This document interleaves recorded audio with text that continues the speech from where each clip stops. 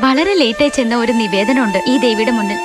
ഒരു വിവാഹം നടക്കാൻ. വധു ഈ ജാനകി, വരൻ ഈ രാവണൻ.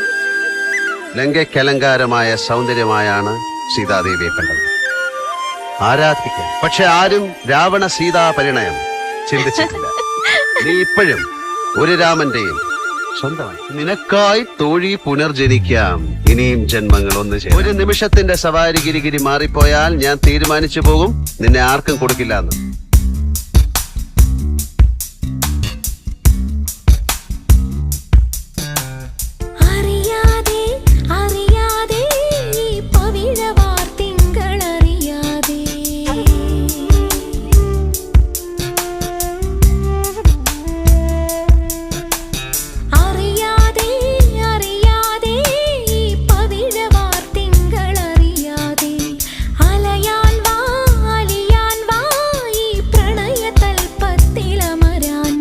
ഇതൊരമരഗന്ധർവയാമം, ഇതൊരനഘ സംഗീത സല്ലാപം, അലഞ്ഞൊറിയുമാഷാഢതീരം, അതിലമൃതു പെയ്യുമീ ഏഴാം യാമം അറിയാതെ.